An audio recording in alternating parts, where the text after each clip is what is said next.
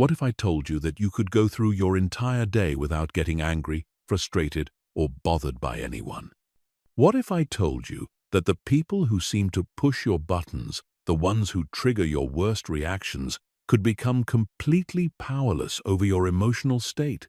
Most people think anger and frustration are just natural reactions to difficult people and situations.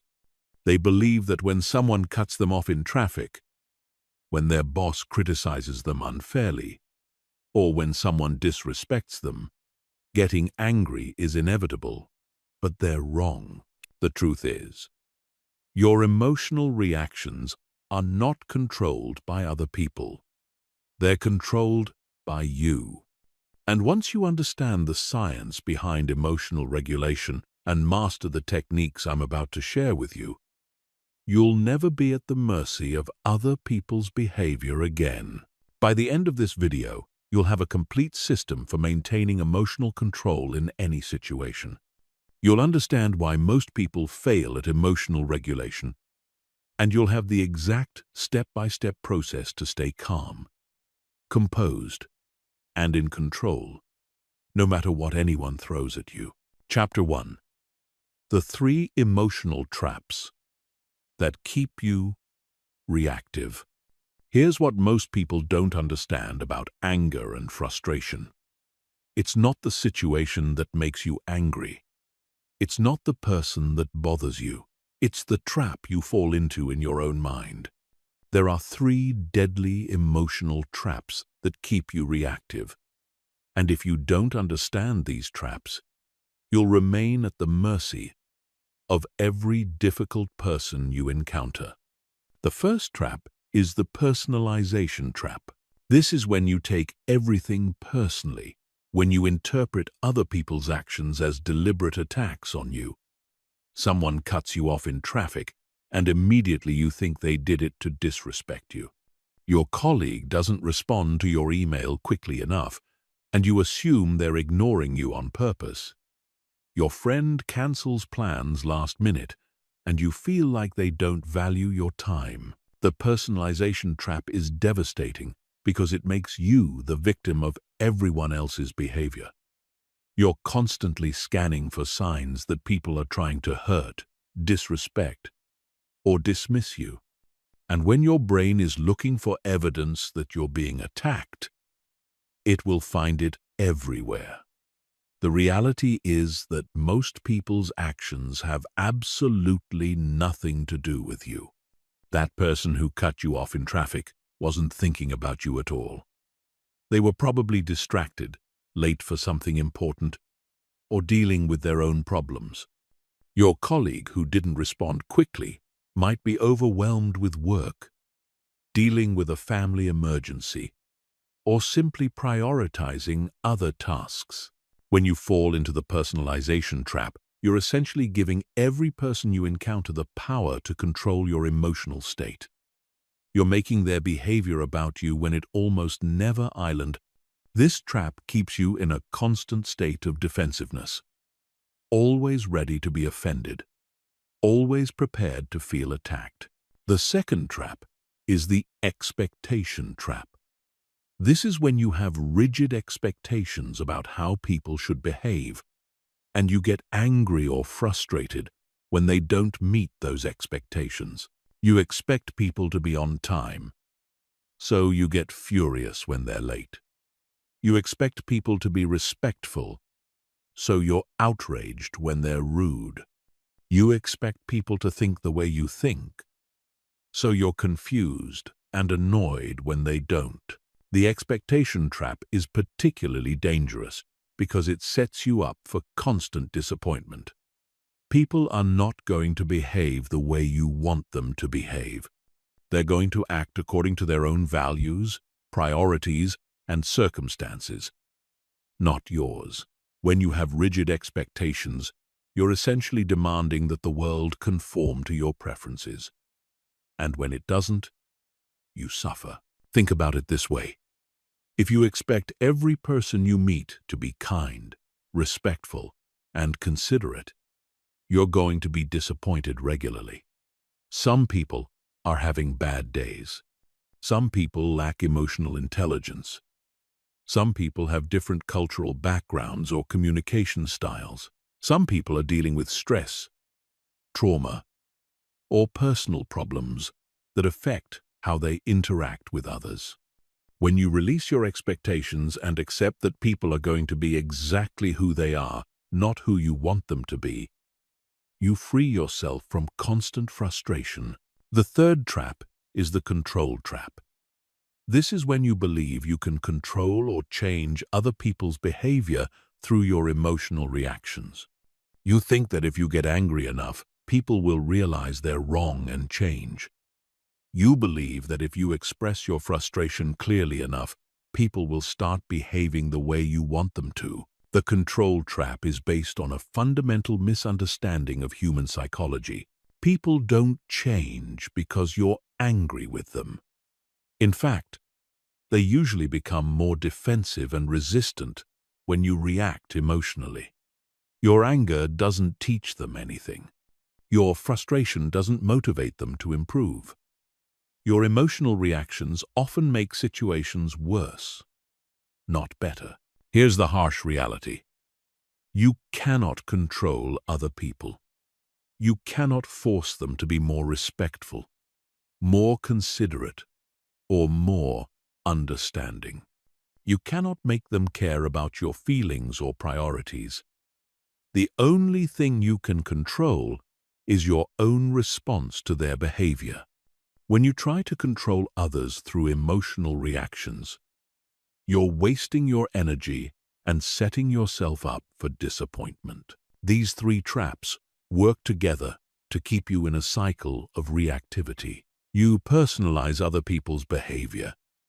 You have expectations about how they should act, and you try to control them through your emotional responses. This combination is toxic because it makes you dependent on other people for your emotional well-being.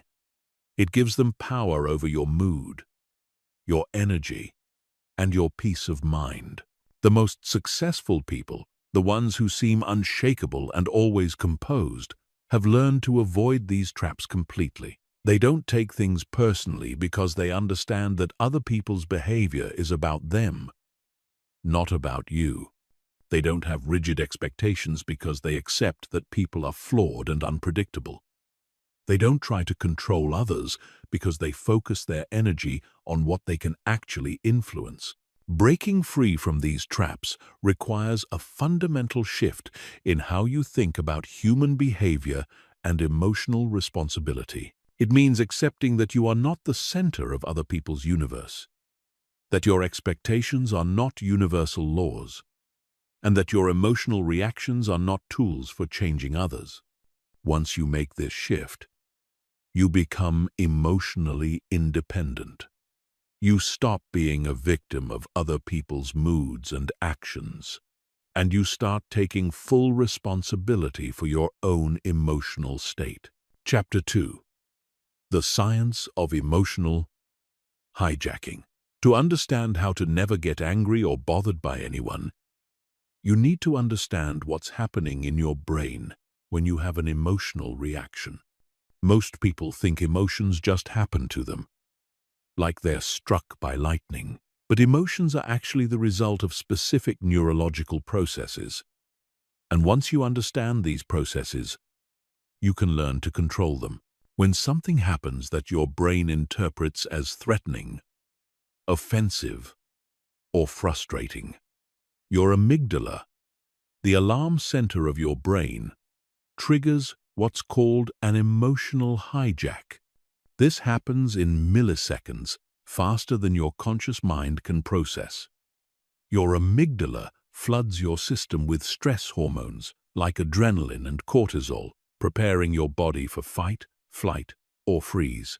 Your heart rate increases, your muscles tense, and your thinking becomes narrow and reactive. This emotional hijacking served our ancestors well when they faced physical threats like predators or enemies. The ability to react quickly without thinking could mean the difference between life and death. But in modern life, your brain can't tell the difference between a saber-toothed tiger and an annoying coworker. It treats social threats, perceived disrespect, and minor inconveniences as if they were life or death situations. Here's the critical part. During an emotional hijack, your prefrontal cortex, the rational thinking part of your brain, goes offline. This is why people say and do things they regret when they're angry. It's why smart, reasonable people can become irrational and destructive when they're emotionally triggered. Their higher-order thinking has been temporarily disabled by their primitive survival systems. The hijack typically lasts about 6 to 20 seconds for the initial chemical flood, but the effects can linger for hours. During this time, you're literally not thinking clearly. Your brain is focused on the perceived threat and generating responses based on emotion rather than logic. This is why it's almost impossible to reason with someone who's in the middle of an emotional reaction, and it's why your own decision-making becomes impaired when you're triggered. But here's what most people don't know. The emotional hijack is not inevitable. It's a process that can be interrupted and controlled. The key is understanding the warning signs and having strategies to intervene before the hijack takes complete control. The warning signs of emotional hijacking are both physical and mental. Physically, you might notice your heart rate increasing, your breathing becoming shallow, your muscles tensing, your face flushing, or your hands clenching. Mentally, you might notice your thoughts becoming rapid and negative, your focus narrowing to the source of irritation, or your inner voice becoming critical and aggressive. These warning signs are your opportunity to intervene. If you can catch the emotional hijack in its early stages, before the chemical flood reaches its peak, you can prevent it from taking control of your behavior. This is where the techniques I'll share later become crucial. Understanding the science also helps you depersonalize your emotional reactions. When you realize that anger and frustration are just neurochemical events in your brain, not fundamental truths about reality, you gain perspective. You start to see your emotions as temporary biological responses rather than accurate reflections of what's happening around you. This scientific understanding also explains why some people seem naturally calm, while others are easily triggered. It's not that calm people don't have amygdalas or don't experience stress. They've simply trained their brains to recognize emotional hijacking earlier and respond more effectively. They've strengthened their prefrontal cortex through practice and developed habits that prevent emotional reactions from escalating. The good news is that your brain is neuroplastic, meaning it can be rewired through practice. Every time you successfully interrupt an emotional hijack, you strengthen the neural pathways associated with emotional regulation. Every time you choose a calm response over a reactive one, you make it easier to choose calmness in the future. This is why emotional control gets easier with practice. Think of emotional regulation like physical fitness. Just as you can strengthen your muscles through exercise, you can strengthen your emotional control through practice. And just as physical fitness makes everyday activities easier, emotional fitness makes everyday interactions less stressful and more enjoyable. The people who never seem to get angry or bothered have essentially trained their brains to respond differently to triggers. They've created strong neural pathways for calmness and weak neural pathways for reactivity. They haven't eliminated their emotions, but they've learned to manage them effectively. This is important because many people think emotional control means becoming emotionless or suppressing their feelings. That's not what we're aiming for. Emotions are valuable sources of information. They tell you about your values, your boundaries, and your needs. The goal is not to eliminate emotions, but to respond to them consciously rather than reactively. When you understand the science of emotional hijacking, you realize that emotional control is not about willpower or personality. It's about knowledge and technique. It's about understanding your brain's automatic responses and developing better ones. Anyone can learn these skills regardless of their temperament or past experiences with anger management. Chapter 3. The Pause Protocol. Your first line of defense. The most powerful technique for preventing emotional hijacking is also the simplest. It's called the Pause Protocol, and it's your first line of defense against reactive behavior. The Pause Protocol is based on a simple principle. Between stimulus and response, there is a space. In that space lies your power to choose your response. And in that choice lies your growth and your freedom. Most people react automatically. Something happens, and they immediately respond based on their emotional state. Someone criticizes them, and they defend themselves.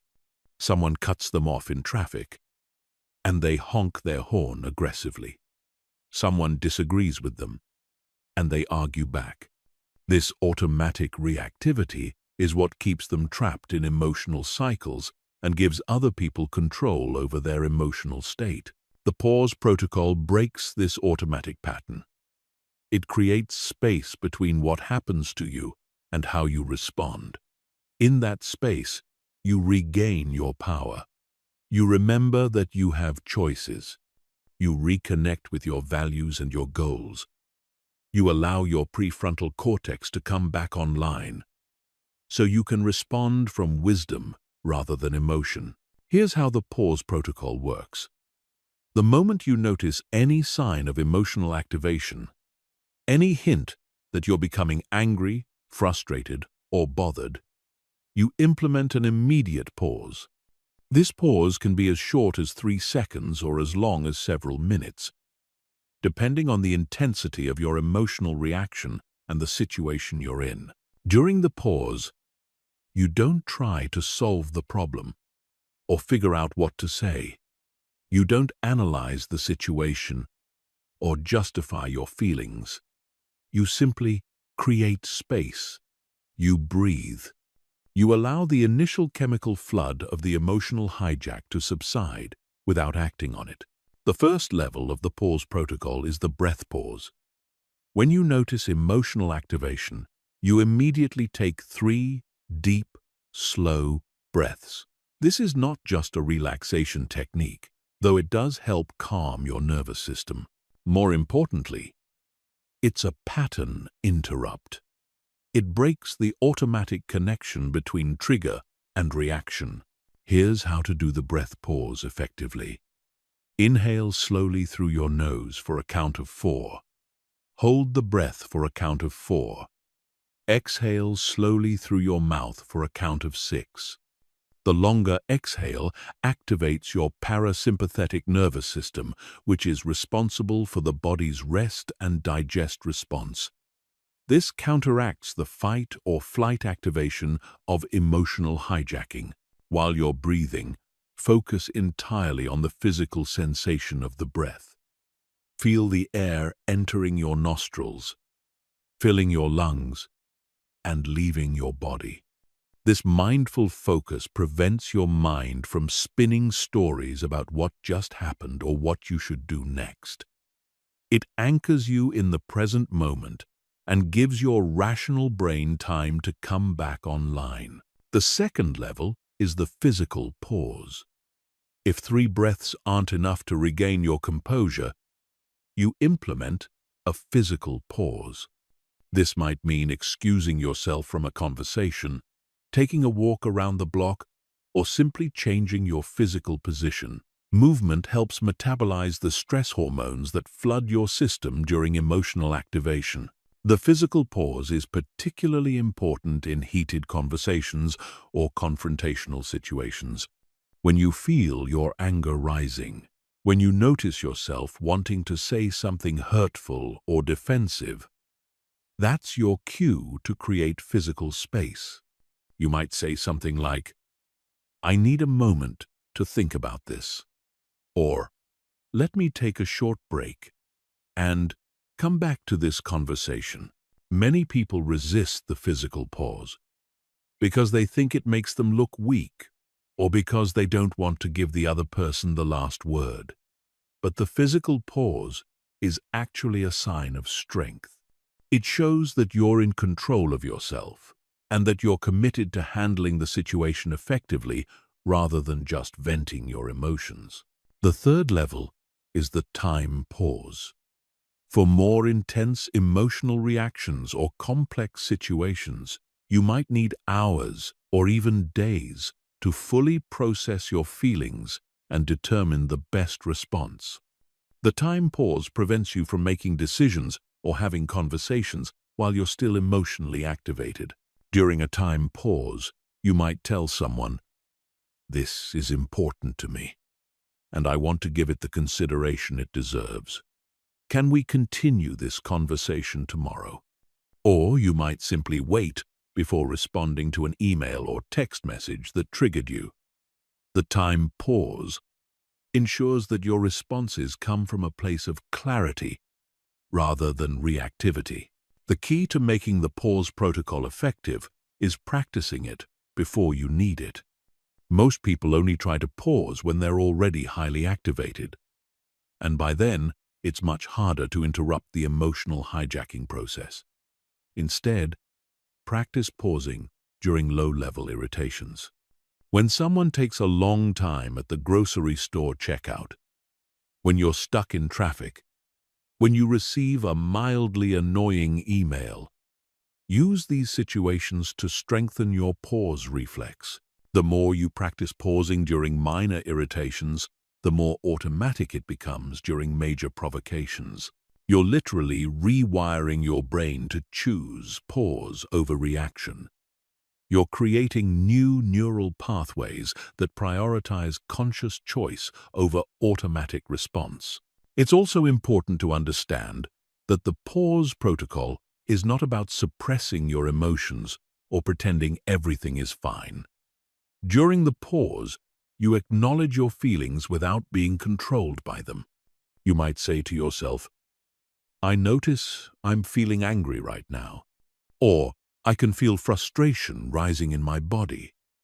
This acknowledgement validates your emotional experience while maintaining your ability to choose how to respond. The pause protocol also gives you time to remember your bigger picture goals. In the heat of the moment, it's easy to forget what's really important to you. You might value maintaining good relationships, but when you're angry, all you want to do is prove you're right. You might value your reputation for being professional, but when you're frustrated, you're tempted to send a sarcastic email. The pause helps you reconnect with your values, so your responses align with who you want to be rather than how you feel in the moment. Chapter 4. The Reframe Revolution. Changing your internal story. The way you interpret what happens to you determines how you feel about it. Two people can experience the exact same situation and have completely different emotional reactions based on how they frame the experience in their minds. This is why reframing is one of the most powerful tools for emotional control. When you change your internal story about what's happening, you change your emotional response. Most people don't realize they're constantly telling themselves stories about other people's behavior. Someone doesn't return their phone call, and they tell themselves a story that the person is rude or doesn't care about them. A coworker takes credit for their idea, and they tell themselves a story that the coworker is trying to sabotage them.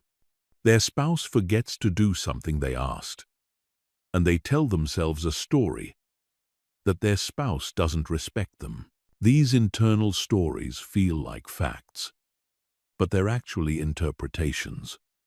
And since they're interpretations, they can be changed. When you learn to consciously reframe situations in more empowering ways, you gain tremendous control over your emotional state. The first step in reframing is recognizing that you're telling yourself a story.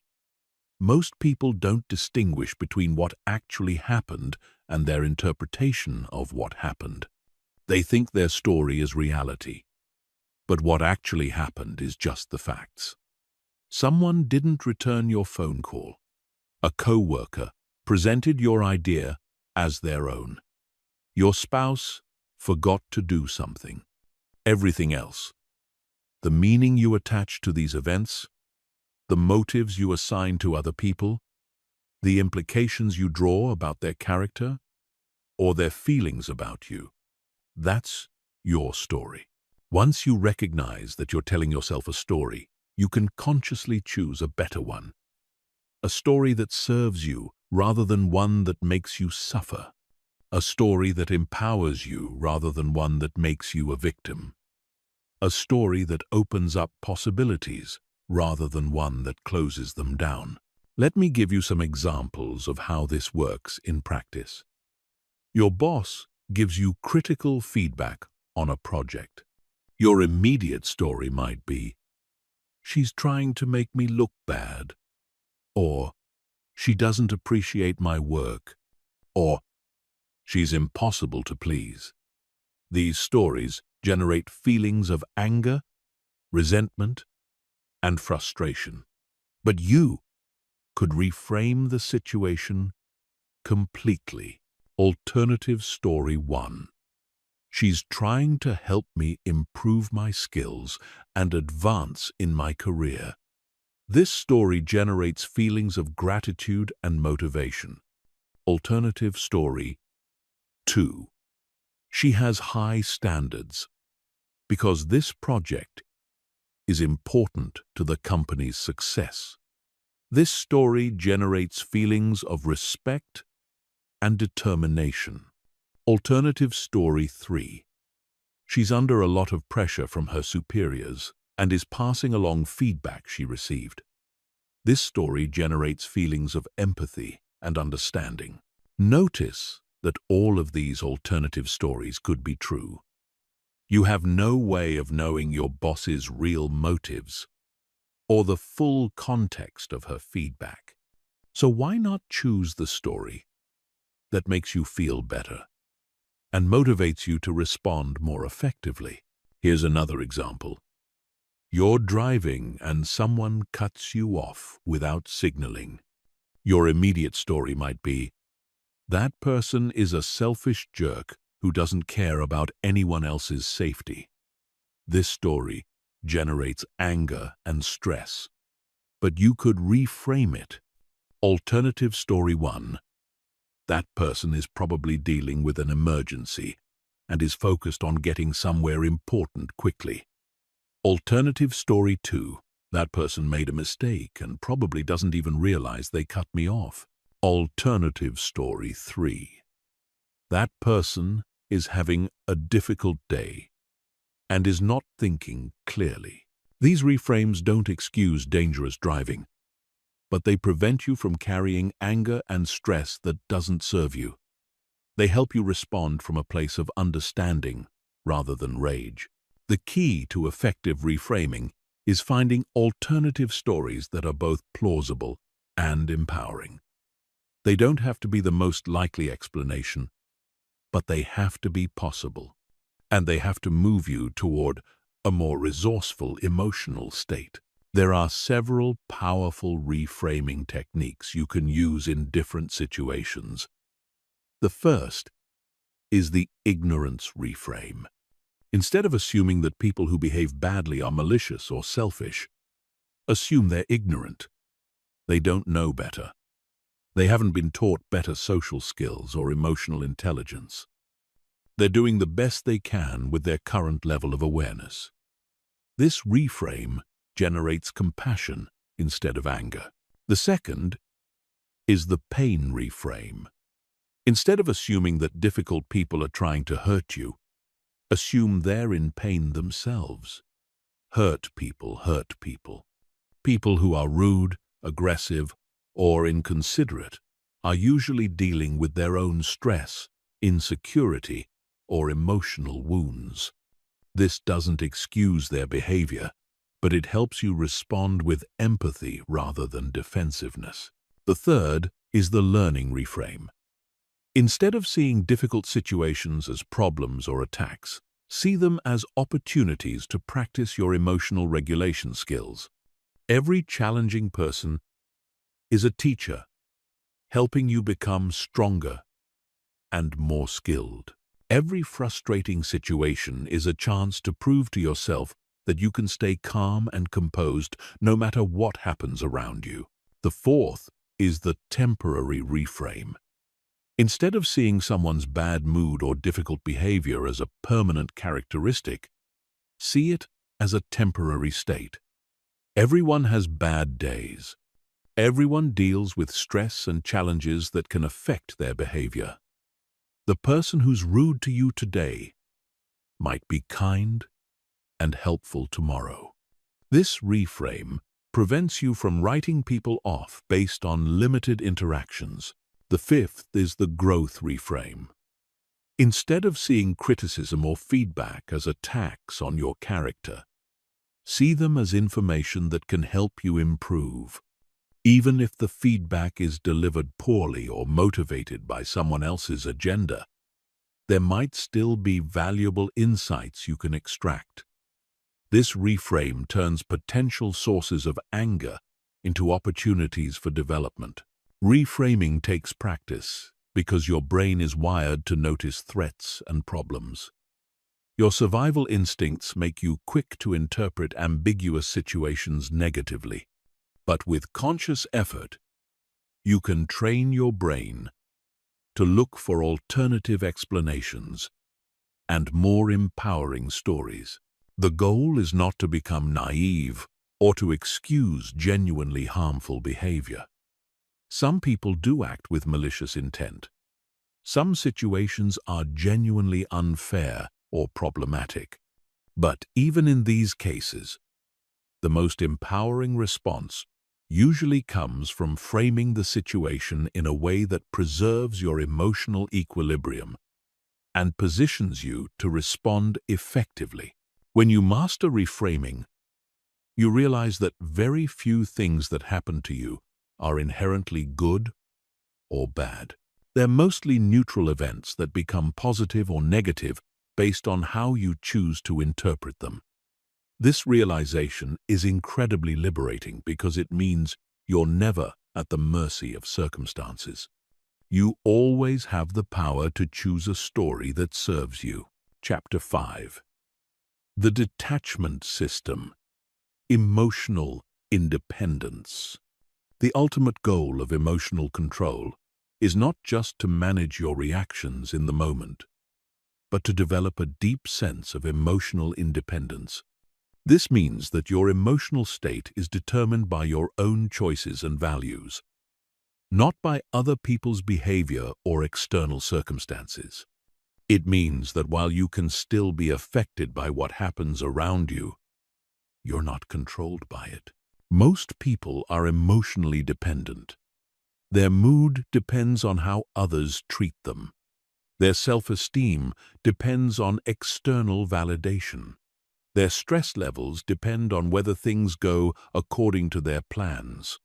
This emotional dependence makes them vulnerable to every person they encounter and every situation they face. It gives other people enormous power over their inner experience. Emotional independence is different. It's the ability to maintain your emotional equilibrium regardless of what's happening around you.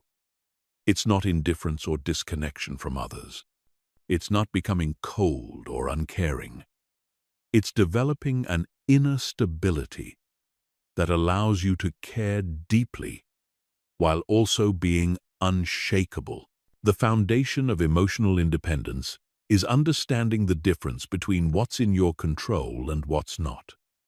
You cannot control other people's behavior, but you can control your response to it. You cannot control external circumstances, but you can control your attitude toward them. You cannot control what happens to you, but you can control what you do about it. This understanding leads to what I call the detachment system. Detachment doesn't mean you don't care about outcomes or relationships. It means you don't attach your emotional well-being to things you cannot control. You care about your work, but you don't attach your self-worth to whether your boss appreciates you. You care about your relationships, but you don't attach your happiness to whether others always treat you well. The first principle of the detachment system is emotional self-sufficiency. This means that you meet your own emotional needs rather than depending on others to meet them for you. If you need validation, you validate yourself.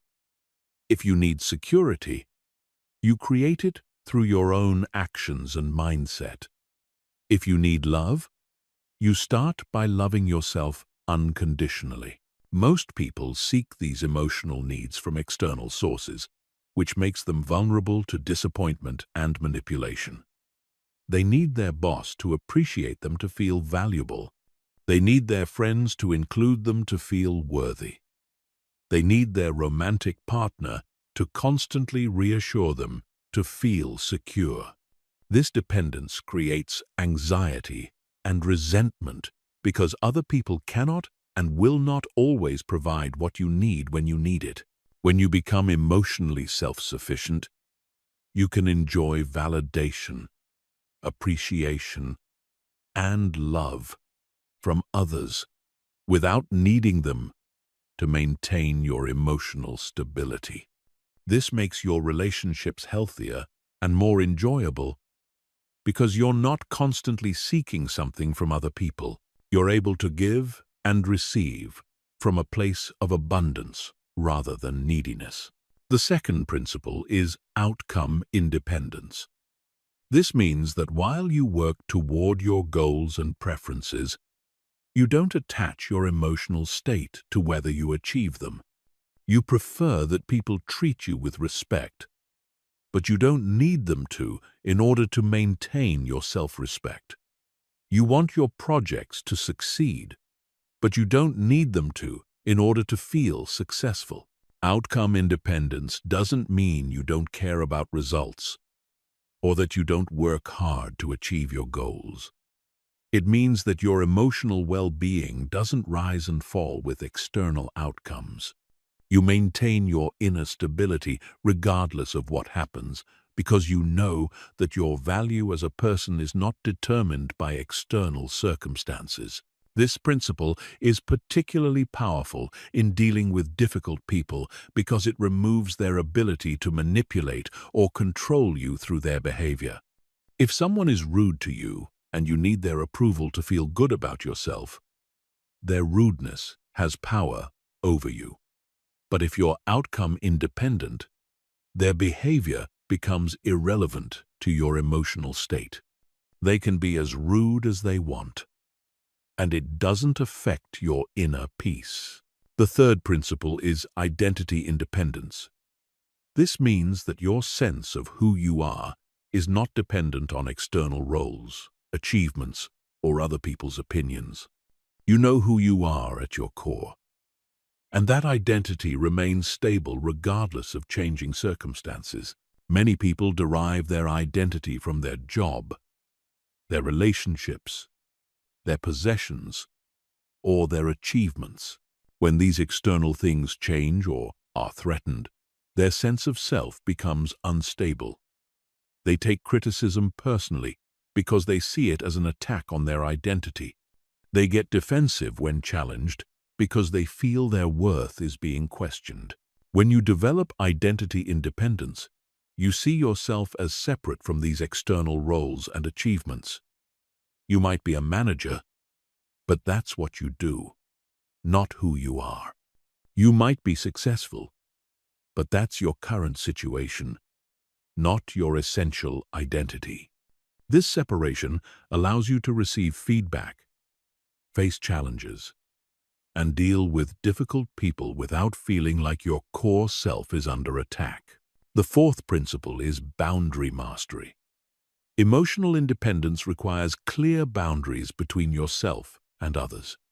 You need to know where you end and they begin. You need to distinguish between their emotions and your emotions, their problems and your problems, their responsibilities and your responsibilities. Many people struggle with emotional boundaries. They take on other people's emotions as if they were their own. They feel guilty when others are unhappy, even when they're not responsible for that unhappiness. They feel obligated to fix other people's problems or manage their emotional states. This lack of boundaries creates constant stress and makes it impossible to maintain emotional independence. Healthy boundaries allow you to care about others without taking responsibility for their emotional well-being. You can empathize with someone's pain without absorbing it. You can support someone through difficulties without feeling obligated to solve their problems. You can maintain your own emotional equilibrium while still being present and compassionate with others. The fifth principle is present moment awareness.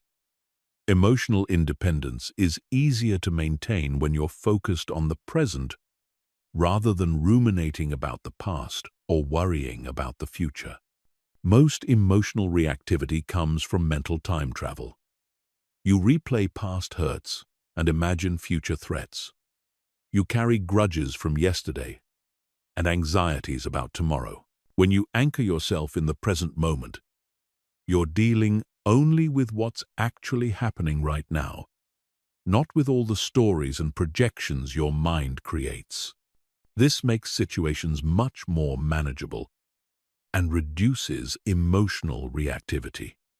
You respond to what is rather than what you think might be, or what you remember was. Developing emotional independence through the detachment system takes time and practice. It requires fundamentally changing how you relate to your emotions, your relationships, and your circumstances. But the freedom it provides is extraordinary. When you're emotionally independent, you become unshakable. Other people's behavior might disappoint you, but it doesn't devastate you. External circumstances might challenge you, but they don't control you. You maintain your inner peace regardless of the chaos around you. Chapter 6. The 4 personality types that trigger everyone. Not all difficult people are created equal.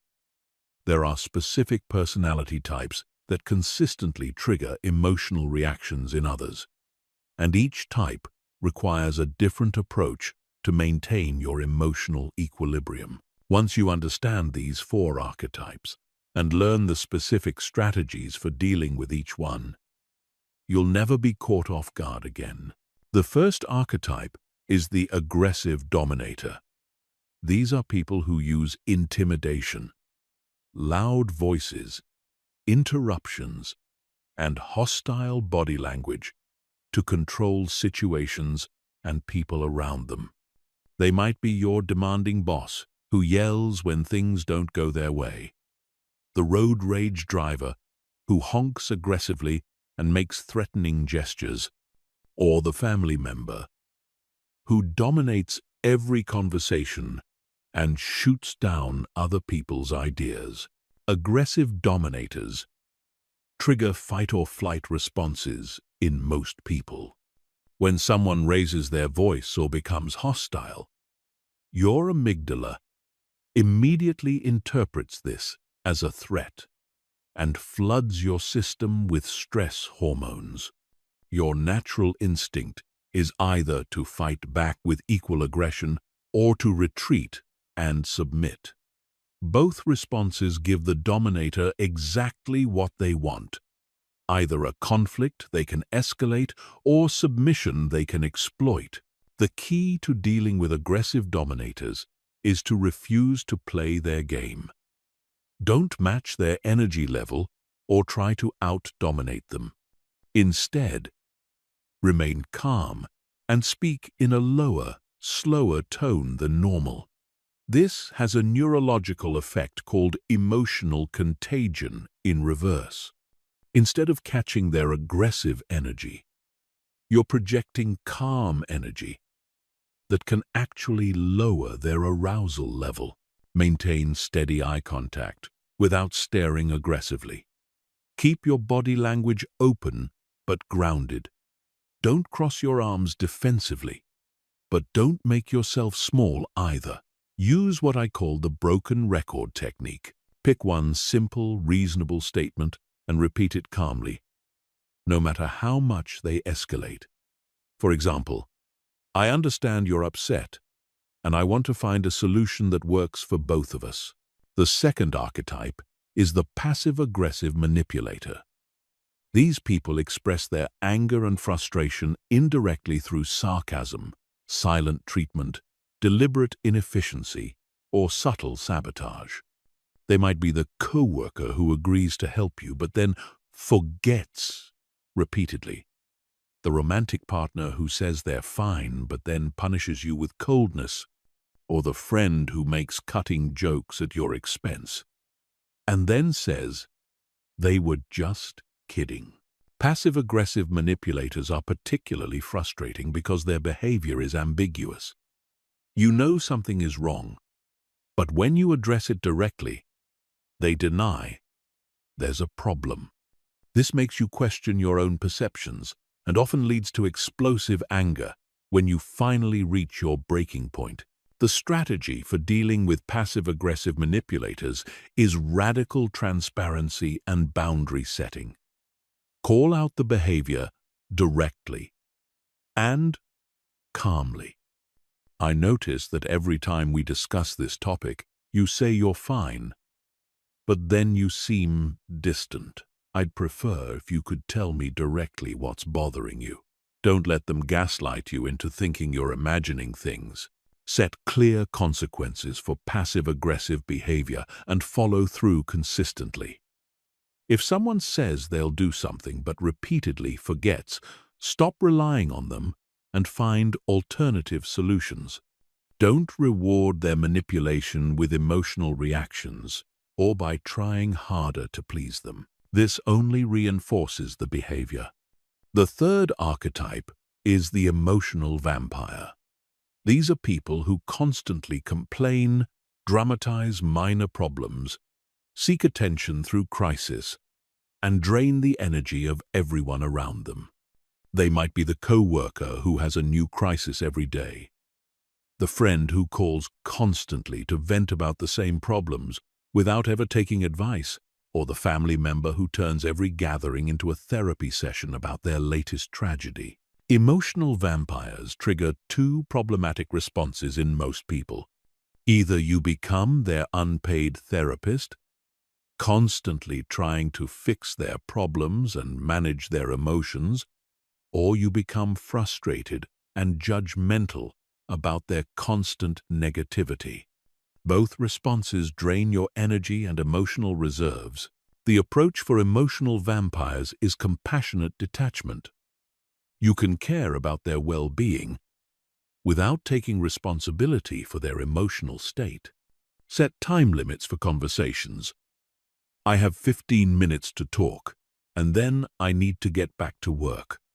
Don't try to solve their problems or give advice unless they specifically ask for it. And even then, limit yourself to 1 or 2 suggestions.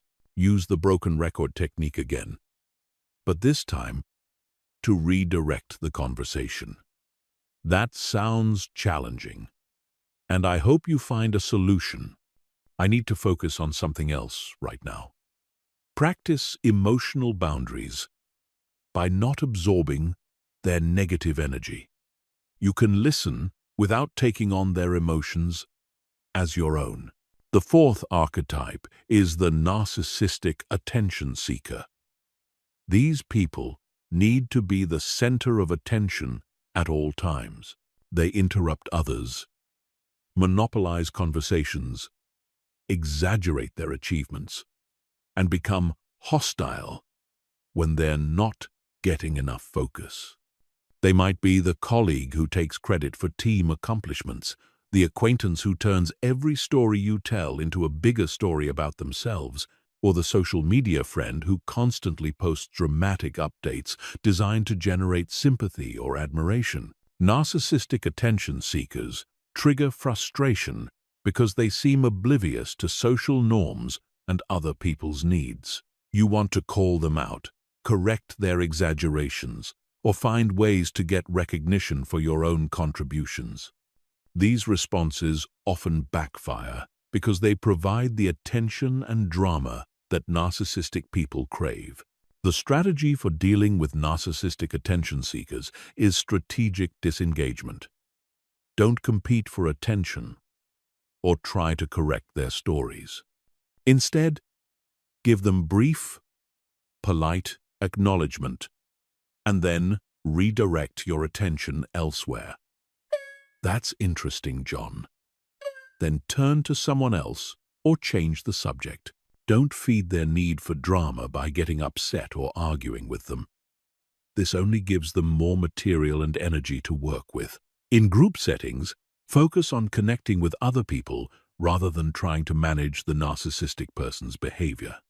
Often, others are as frustrated as you are and will appreciate your leadership in redirecting the group's energy. Understanding these 4 archetypes helps you realize that difficult behavior is usually not personal. Aggressive dominators have learned that intimidation gets them what they want. Passive-aggressive manipulators have learned that direct confrontation is dangerous, so they express anger indirectly. Emotional vampires have learned that crisis and drama get them attention and support.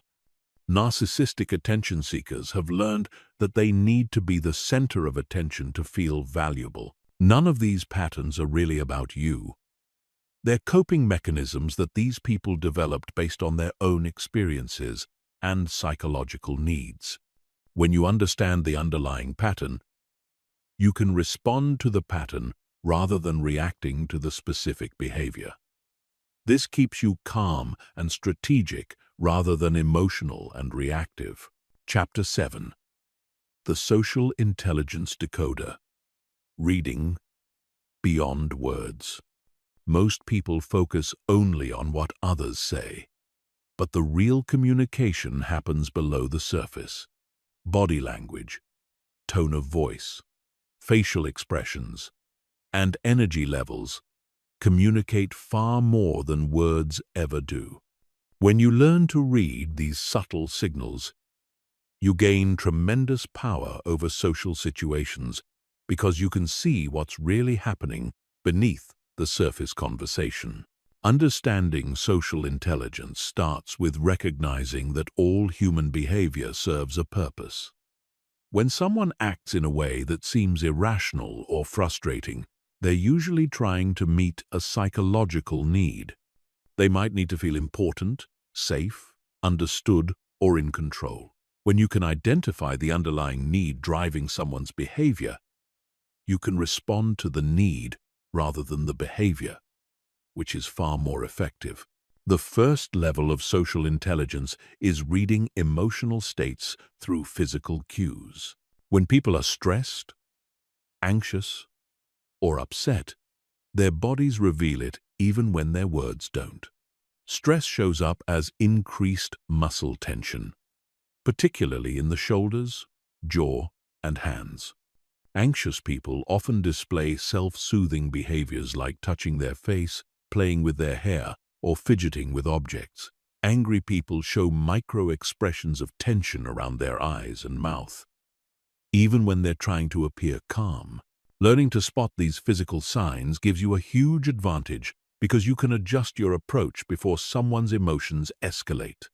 If you notice that someone is becoming tense during a conversation, you can lower your voice, slow down your speech, or suggest taking a break. This prevents conflicts before they start and helps people feel more comfortable around you. The second level is understanding personality-driven behavior patterns. Some people are naturally more introverted and need time to process information before responding. Others are extroverted and think out loud, sometimes saying things they don't really mean. Some people are detail-oriented and need thorough explanations, while others are big-picture thinkers who get impatient with too much information. When you can quickly assess someone's personality style, you can adapt your communication approach to match their preferences. With introverted people, give them space to think and don't pressure them for immediate responses. With extroverted people, be prepared for rapid-fire conversation and don't take their quick reactions personally.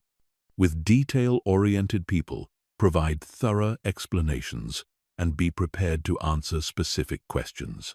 With big-picture people, lead with the main point and only provide details if they ask. The third level is recognizing power dynamics and social hierarchies. Every social interaction involves some element of status and power, even if it's subtle. People signal their perceived status through posture, eye contact, voice tone, and the amount of space they take up. Understanding these dynamics helps you navigate social situations more effectively. High-status individuals typically display open body language, make direct eye contact, speak with confident voice tones, and take up more physical space. They interrupt others more frequently and expect to be listened to when they speak.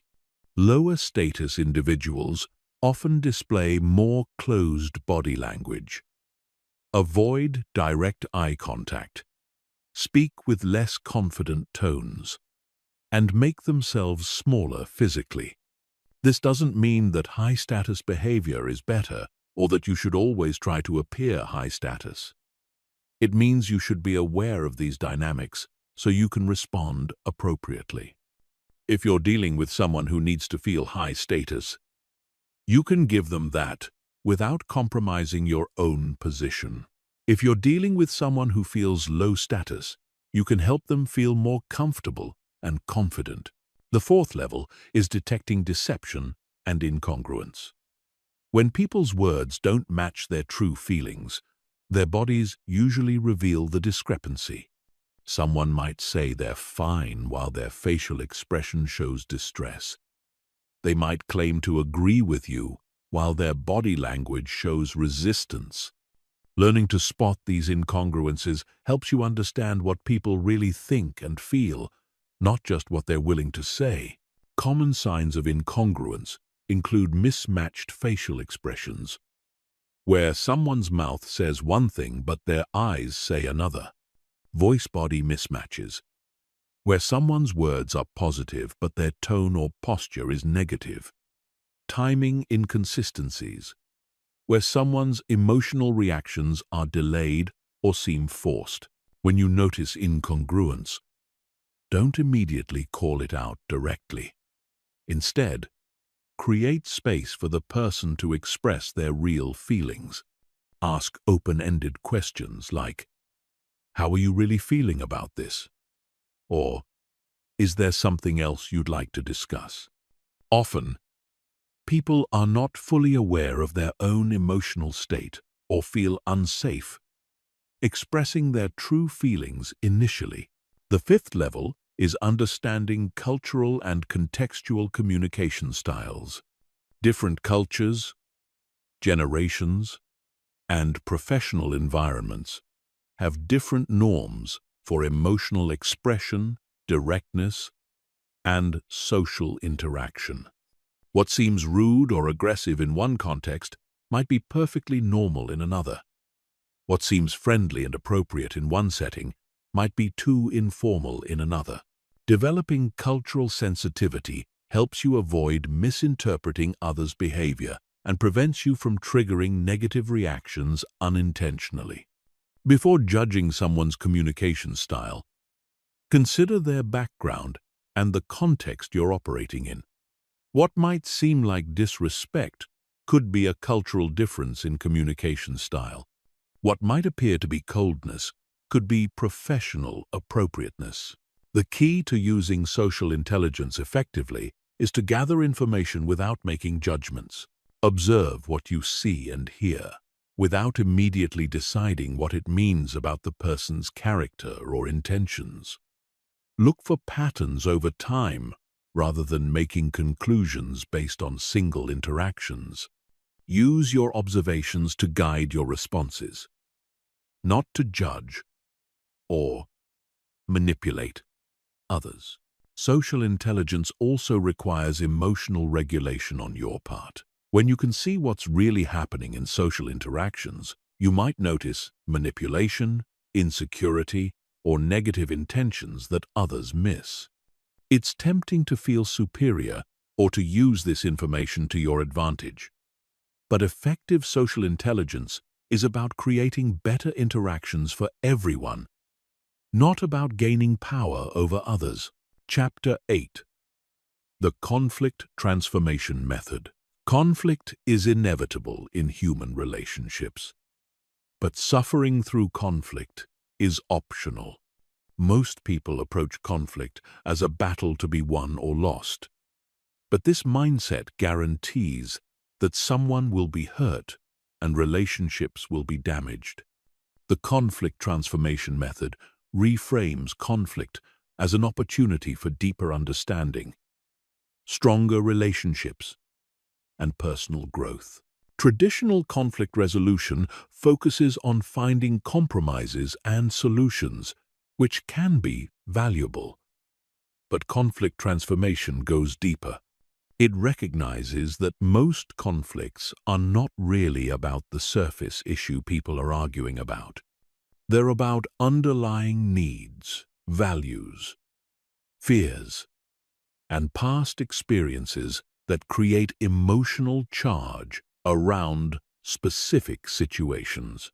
For example, two co-workers might argue about project deadlines, but the real conflict might be about respect, autonomy, or fear of failure. A romantic couple might fight about household chores, but the underlying issue might be about feeling valued or supported. A parent and teenager might battle over curfew, but the deeper conflict might be about independence and safety.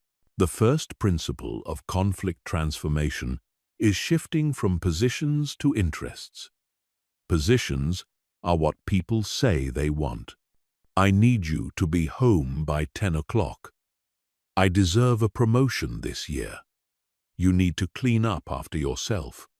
Interests are the underlying needs and concerns that drive these positions. Safety, recognition, respect, fairness, autonomy. When you focus on interests rather than positions, you often discover that people's underlying needs are not in conflict at all. The parent wants their teenager to be safe, and the teenager wants to be trusted and have freedom. Both needs can be met through creative solutions that rigid position-taking would never reveal. To identify interests, ask questions that go beneath the surface demands. Instead of arguing about what someone wants, explore why they want it. Help me understand what's most important to you about this. What would need to happen for you to feel good about this situation? What are you most concerned about? The second principle is emotional validation before problem solving. Most people try to solve conflicts by immediately jumping into negotiations and compromises. But this approach fails when people are emotionally activated. When someone feels angry, hurt, or misunderstood, their rational problem-solving abilities are compromised. They need emotional acknowledgement before they can engage in productive dialogue. Emotional validation doesn't mean you agree with someone's position or behavior. It means you acknowledge their feelings and show that you understand their experience. I can see that you're really frustrated about this. It sounds like you're feeling unheard. I understand that this situation is really important to you. Validation has a powerful calming effect because it meets people's fundamental need to be understood. When people feel heard and acknowledged, their defensive reactions often decrease dramatically. They become more open to hearing your perspective and more willing to work toward mutually beneficial solutions. The third principle is collaborative exploration rather than adversarial debate. Traditional conflict approaches involve each side presenting their case and trying to convince the other side they're wrong. This creates a win-lose dynamic where someone has to be right and someone has to be wrong. Collaborative exploration treats conflict as a shared puzzle to solve together. Use language that emphasizes partnership rather than opposition. Instead of, "You always interrupt me," try, "I've noticed we both get excited and sometimes talk over each other. How can we make sure we both get heard?" Instead of, "Your idea won't work because," try, "I'm having some concerns about that approach. Can we explore some alternatives together?" Ask questions that invite exploration rather than questions that put people on the defensive. "What would make this work better for you?" is more collaborative than, "Why don't you just do it the right way?" "What am I missing about your perspective?"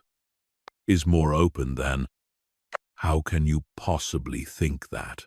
The fourth principle is taking responsibility for your own contribution to the conflict. Most people focus entirely on what the other person did wrong and what they need to change.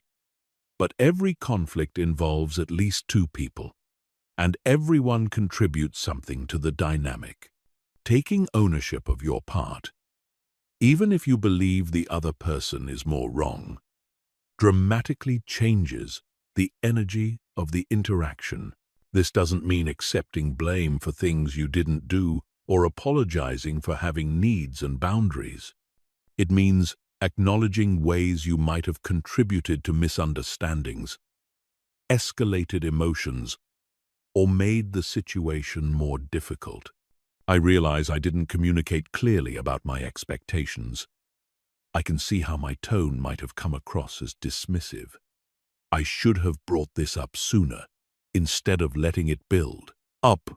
When you take responsibility first, you often inspire the other person to do the same. You model the kind of mature, relationship-focused approach that leads to genuine resolution rather than temporary truces. The fifth principle is focusing on future solutions rather than past grievances. Many conflicts get stuck because people spend all their time relitigating what happened, who was right, and who was wrong. While it's important to understand what went wrong, the goal should be preventing similar problems in the future rather than proving who was more justified in their reactions. Shift the conversation toward future-focused questions. How can we handle this differently next time? What would need to change for both of us to feel good about this? What agreements can we make going forward? This approach is more productive because it empowers both people to create change rather than just assigning blame. The conflict transformation method requires you to regulate your own emotions throughout the process. When someone is criticizing you or expressing anger, your natural instinct is to defend yourself or counterattack. But transformation requires you to stay curious about their experience while also maintaining your own center. This is where all the previous techniques become crucial. Use the pause protocol to stay calm. Apply reframing to look for the underlying needs beneath aggressive or hurtful words. Practice detachment to avoid taking things personally while still caring about the relationship and the outcome. Remember that conflict transformation is not about avoiding conflict or keeping the peace at any cost. Healthy conflicts can strengthen relationships by addressing real issues and clearing up misunderstandings. The goal is not to eliminate conflict, but to engage in it skillfully, with respect for both people's needs and commitment to the relationship's long-term health. Chapter 9. The Energy Management System. Your emotional state is not just determined by what happens to you, but by your overall energy levels, stress management, and lifestyle choices. When you're physically depleted, emotionally drained, or mentally exhausted, you have much less capacity for emotional regulation. The energy management system ensures that you maintain the internal resources necessary to stay calm and composed, even in challenging situations. Most people think of emotional control as a purely mental skill, but it's actually a whole-body phenomenon. Your brain uses enormous amounts of energy for emotional regulation. When your energy reserves are low, your prefrontal cortex, the part of your brain responsible for rational thinking and impulse control, goes offline first. This is why you're more likely to snap at people when you're tired, hungry, or stressed. The first component of energy management is physical energy optimization. This includes the obvious factors like adequate sleep, proper nutrition, and regular exercise. But it also includes less obvious factors like breathing patterns, posture, and environmental stresses. Sleep deprivation has a devastating effect on emotional regulation. When you don't get enough quality sleep, your amygdala becomes hyperactive, while your prefrontal cortex becomes sluggish. This combination makes you more likely to perceive threats where none exist and less able to control your reactions to those perceived threats. Even one night of poor sleep can significantly impair your ability to handle difficult people and stressful situations. Create a sleep environment that supports quality rest. Keep your bedroom cool, dark, and quiet. Avoid screens for at least an hour before bedtime because blue light disrupts your natural sleep hormones.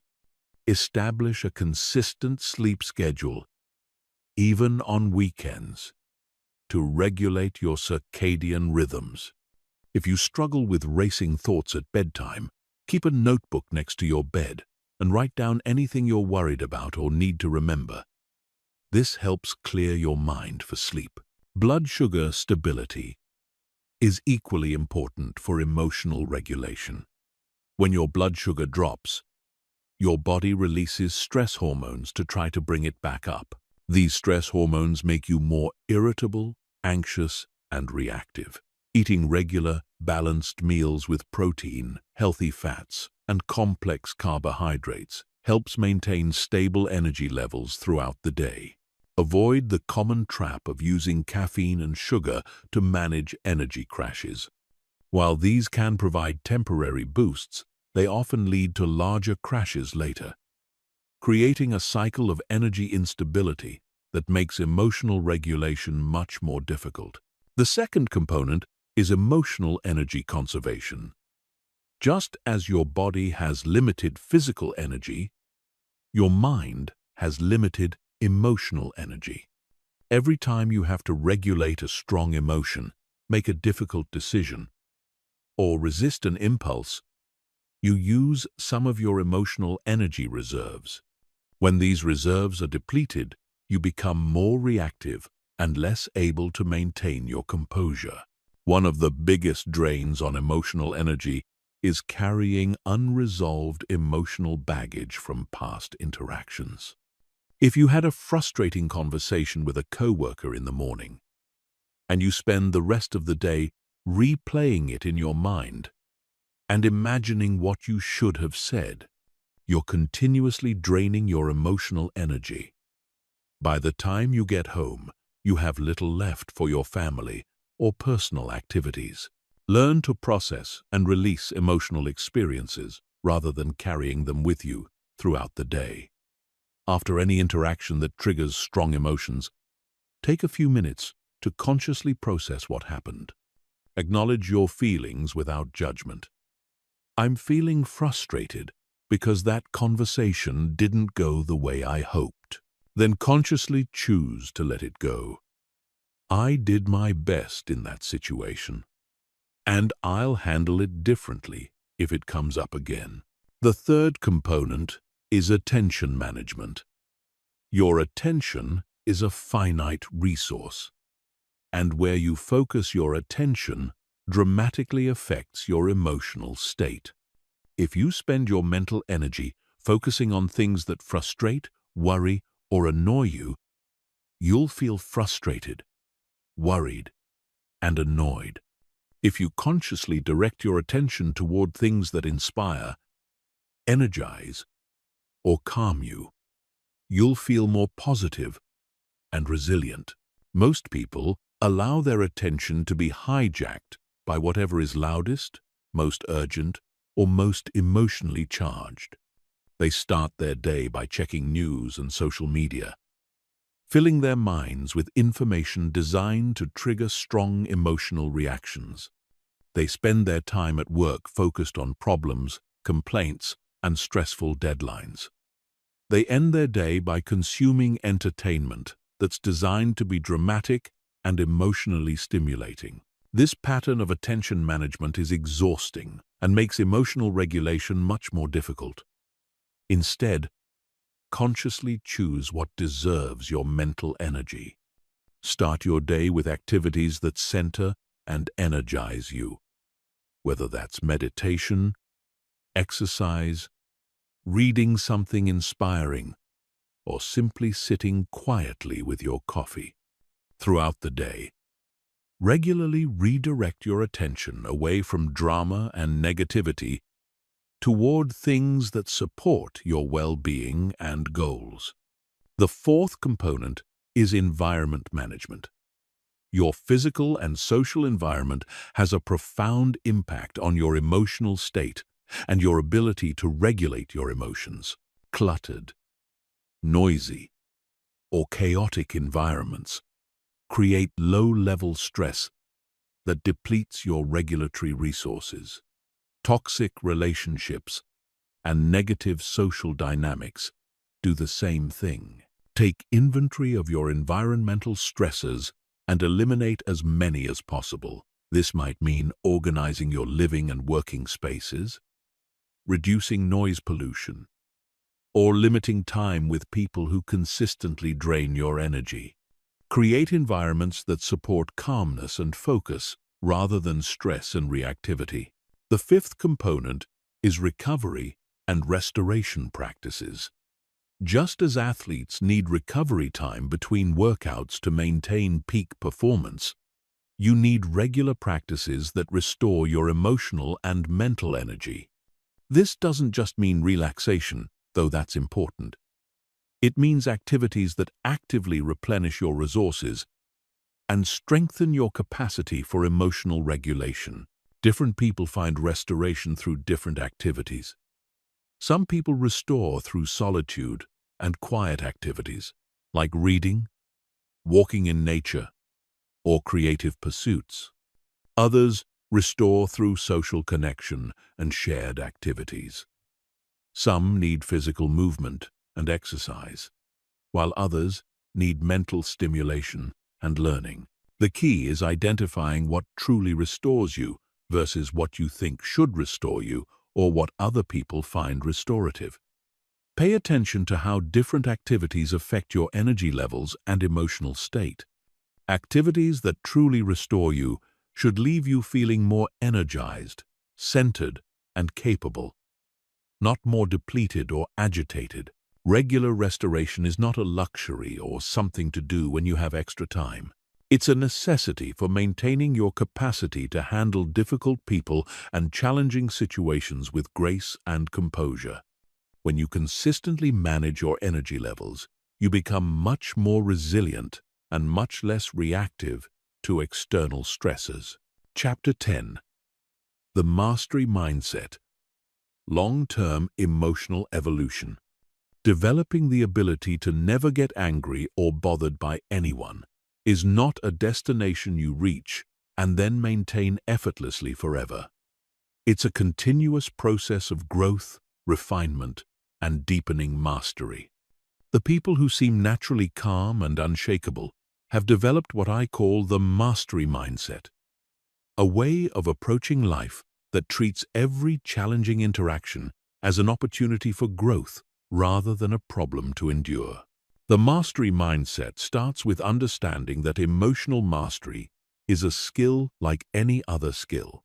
Just as a musician doesn't expect to play complex pieces perfectly without years of practice, you shouldn't expect to maintain perfect emotional composure without consistent practice and refinement. The difference is that with emotional mastery, your practice opportunities come naturally through daily life. Every difficult person you encounter is a chance to strengthen your skills. Most people see challenging interactions as things to avoid or get through as quickly as possible. They try to minimize conflict, avoid difficult people, and create lives that are as emotionally comfortable as possible. While this is understandable, it actually prevents growth and keeps you vulnerable to emotional reactivity when you inevitably encounter situations you can't avoid or control. The mastery mindset reframes difficult interactions as valuable training opportunities. That coworker who always criticizes your work becomes your patience trainer. The family member who pushes your buttons becomes your detachment practice partner. The stranger who's rude to you in public becomes your compassion exercise. Instead of dreading these interactions or taking them personally, you start to welcome them as chances to prove to yourself that you can stay centered regardless of external circumstances. This shift in perspective is incredibly empowering because it puts you in control of your own development. You're no longer dependent on other people being reasonable, kind, or respectful for you to feel good. You're not waiting for your environment to become less stressful or your relationships to become easier. You're actively using whatever circumstances you encounter to become stronger and more skilled. The first principle of the mastery mindset is progressive challenge seeking. Just as physical training requires gradually increasing resistance to build strength, emotional training requires gradually exposing yourself to more challenging situations to build resilience. This doesn't mean seeking out conflict or putting yourself in dangerous situations. It means consciously choosing to handle progressively more difficult interactions rather than avoiding them. Start with low-stakes situations where the consequences of not being perfect are minimal. Practice staying calm with mildly annoying strangers before trying to maintain composure with your most triggering family members. Use minor irritations like slow service or technical difficulties as training grounds for bigger challenges. As you build confidence and skill, gradually take on more challenging interactions.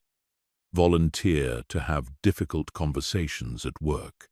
Choose to engage with people who have different political or social views rather than avoiding those discussions. Practice maintaining your center in higher pressure situations where more is at stake. The second principle is failure reframing. In the mastery mindset, there are no failures, only data. Every time you react emotionally, lose your temper, or get bothered by someone, you gain valuable information about your current skill level and areas that need more development. Instead of judging yourself for not being perfect, you analyze what happened and use that information to improve your approach next time. Ask yourself specific questions after challenging interactions. What was the trigger that caused you to lose your composure? What physical sensations did you notice before you became reactive? What story did you tell yourself about the other person's behavior? What technique could you have used differently? What would you do if the same situation happened again?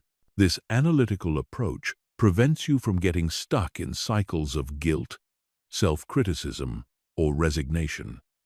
Instead of, "I'm just not good at staying calm," you think, "I need more practice with the pause protocol when someone interrupts me repeatedly." Instead of, "That person made me so angry," you think, "I need to work on not taking criticism personally when I'm already stressed." The third principle is pattern recognition and adaptation. As you develop more experience with emotional regulation, you'll start to notice patterns in your reactions and in other people's behavior. You'll recognize your most common triggers. Identify the early warning signs of emotional activation and predict which techniques work best in different situations. This pattern recognition allows you to become proactive rather than reactive. You can prepare for challenging interactions by mentally rehearsing your desired responses. You can recognize potentially difficult situations early and implement preventive strategies. You can adapt your approach based on the specific person and context, rather than using the same techniques in every situation. For example, you might notice that you're most reactive to criticism when you're tired, so you make sure to get adequate sleep before important meetings. You might recognize that certain family members always bring up controversial topics at gatherings, so you prepare neutral responses in advance. You might realize that you handle interruptions better when you're standing rather than sitting, so you adjust your physical position before difficult conversations. The fourth principle is teaching and mentoring others. One of the most powerful ways to deepen your own mastery is to help others develop their emotional regulation skills. When you teach someone else how to stay calm under pressure or how to handle difficult people, you reinforce your own learning and often discover new insights about the techniques you've been practicing. This doesn't mean becoming a formal teacher or coach, though you might choose to do that eventually. It means being the calming presence in your family, workplace, or social circle. It means modeling emotional regulation for others and gently helping them when they're struggling with reactive patterns. It means sharing techniques that have worked for you when people ask for advice. Teaching others also keeps you accountable to your own standards. It's much harder to justify reactive behavior when you've been advising others to stay calm and composed. You become more conscious of your own emotional state because you know others are watching and learning from your example. The fifth principle is continuous learning and refinement. The mastery mindset involves staying curious and open to new approaches, rather than thinking you've learned everything you need to know. Emotional regulation is a deep and complex skill with many layers and subtleties. There are always new situations to navigate, new techniques to try, and deeper levels of mastery to achieve. Read books about psychology, neuroscience, and communication. Study wisdom traditions that have been developing emotional mastery techniques for thousands of years. Learn from people who demonstrate exceptional emotional regulation in their professional or personal lives. Stay curious about what makes people tick and how different approaches might work in different contexts. The mastery mindset also involves regular self-reflection and assessment.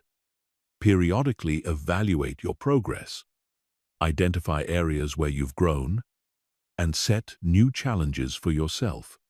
Celebrate your improvements while remaining honest about areas that still need work. Adjust your practices based on what you've learned about yourself and what's working best for your personality and lifestyle. Remember that mastery is not about becoming emotionless or perfectly controlled. It's about having conscious choice over your responses and maintaining your inner equilibrium regardless of external circumstances. It's about becoming so skilled at emotional regulation that staying calm and composed becomes your natural default. not something you have to force or fake. How to never get angry or bothered by anyone. Script Part 3, Chapter 11. The Professional Mastery Protocol. The workplace is often the most challenging environment for maintaining emotional control because it combines high stakes with personality conflicts, power dynamics, and constant pressure. Unlike personal relationships, where you can choose to limit contact with difficult people, professional environments require you to work effectively with people you might not like or respect.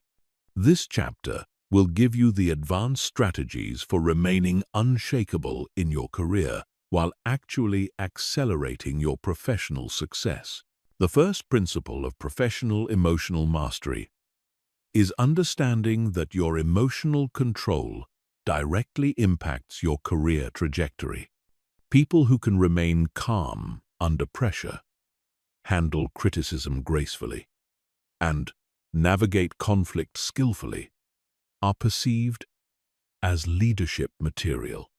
Those who react emotionally to workplace challenges are seen as liabilities, regardless of their technical skills or qualifications. This creates a powerful incentive structure every time you choose composure over reactivity. You're not just feeling better in the moment. You're building your professional reputation as someone who can handle responsibility and pressure. Every time you respond to workplace drama with equanimity, you're demonstrating executive-level emotional intelligence. The challenging boss scenario is one of the most common professional triggers. Whether your boss is micromanaging, taking credit for your work, setting unrealistic expectations, or providing harsh criticism, your response to their behavior determines both your immediate experience and your long-term career prospects. The key insight is that challenging bosses are often under tremendous pressure themselves. Their behavior is usually more about their own stress, insecurities, and performance anxieties than about your capabilities. When you understand this context, you can respond strategically rather than personally. If your boss is highly critical, resist the urge to defend yourself immediately or become defensive. Instead, ask clarifying questions that demonstrate your commitment to excellence. I want to make sure I understand exactly what you're looking for. Can you help me identify the specific areas where I should focus my improvements? This response shows maturity and redirects the conversation towards solutions rather than blame. If your boss takes credit for your work, document your contributions without making it about confrontation. Send follow-up emails that outline your role in projects. Thanks for the positive feedback on the Johnson project. I'm glad my research on market trends and my proposal for the new pricing strategy contributed to the successful outcome.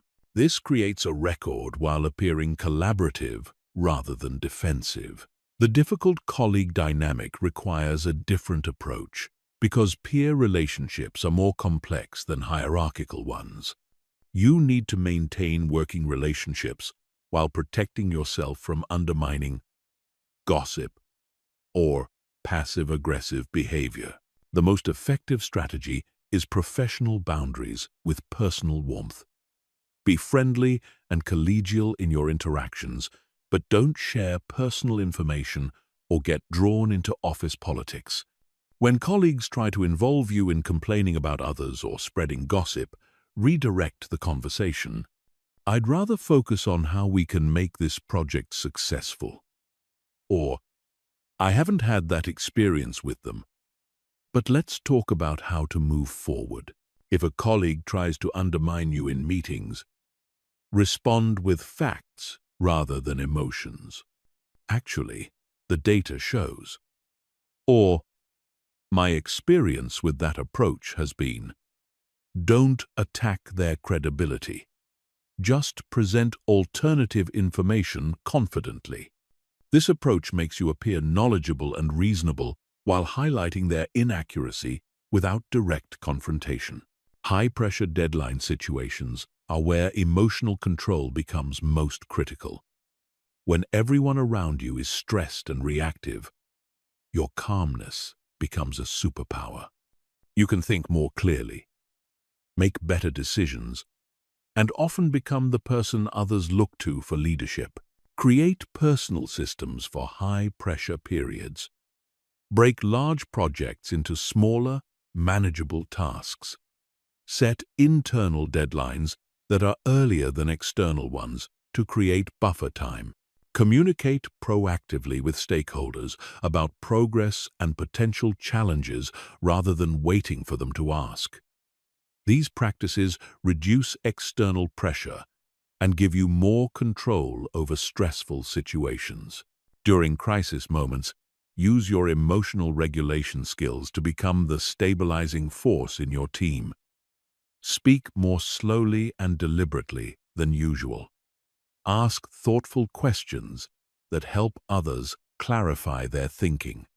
Focus on solutions rather than problems. What are our options here? And what would need to happen for this to work? Are much more productive than, "This is impossible," or "Why didn't someone think of this earlier?" Feedback and criticism, whether in formal performance reviews or casual comments, trigger defensive reactions in most people. But professional mastery requires developing the ability to receive feedback as valuable information rather than personal attacks. When receiving criticism, resist the urge to explain, justify, or defend your actions immediately. Instead, ask questions that demonstrate your openness to learning. Can you give me a specific example of when this was a problem? Or, what would success look like in this area? This approach shows that you're focused on improvement rather than self-protection. If feedback feels unfair or inaccurate, don't argue in the moment. Thank the person for their perspective and ask for time to reflect on their comments. This gives you space to consider whether there might be some truth to their observations and to formulate a thoughtful response if you disagree. Office politics and interpersonal drama are inevitable in most workplace environments. The key to navigating these situations without getting emotionally triggered is maintaining strategic neutrality. You don't have to take sides in every conflict or have opinions about every personality clash. When people try to draw you into conflicts that don't directly involve you, practice diplomatic disengagement. That sounds like something you should discuss directly with them. Or, "I don't have enough information to have an opinion on that situation." This keeps you out of unnecessary drama while maintaining good relationships with all parties. Chapter 12. The Family Dynamics Decoder. Family relationships are often the most emotionally charged interactions we navigate because they involve our deepest attachments, longest histories, and most ingrained patterns. The people who raised us, grew up with us, or share our genetic makeup know exactly which buttons to push and often feel entitled to push them. Mastering emotional control within family systems requires understanding the unique dynamics that make these relationships so triggering and developing strategies specifically designed for these complex bonds. The first challenge in family relationships is that everyone operates from outdated versions of each other. Your parents might still see you as the rebellious teenager you were 20 years ago. Your siblings might relate to you based on childhood dynamics that no longer reflect who you are. You might find yourself falling into old patterns of behavior that you've outgrown in every other area of your life. This phenomenon happens because family systems resist change. Every family develops unspoken rules about who plays what role, who has what power, and how conflicts get resolved. When one person starts changing these patterns, the system pushes back to restore its familiar equilibrium, even if that equilibrium is dysfunctional.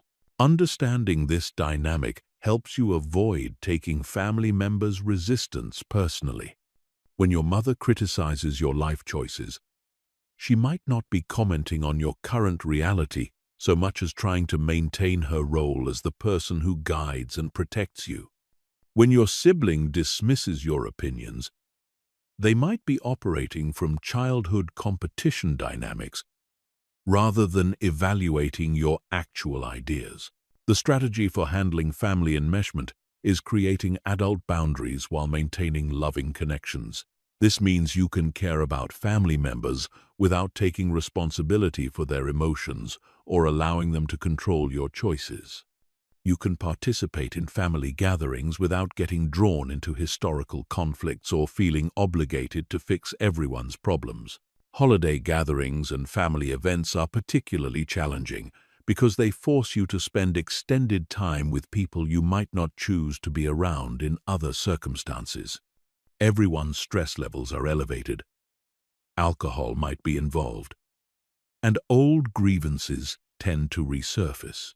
Prepare for these events by setting realistic expectations and planning your responses to predictable triggers. If Uncle Bob always makes inappropriate political comments, decide in advance that you won't engage in those debates.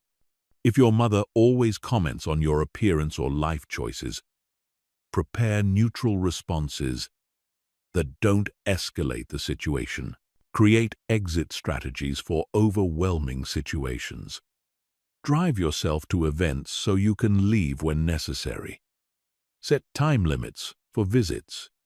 Have polite phrases ready for disengaging from problematic conversations. "I'm going to help in the kitchen," or "I need some fresh air," can get you out of tense situations without creating drama.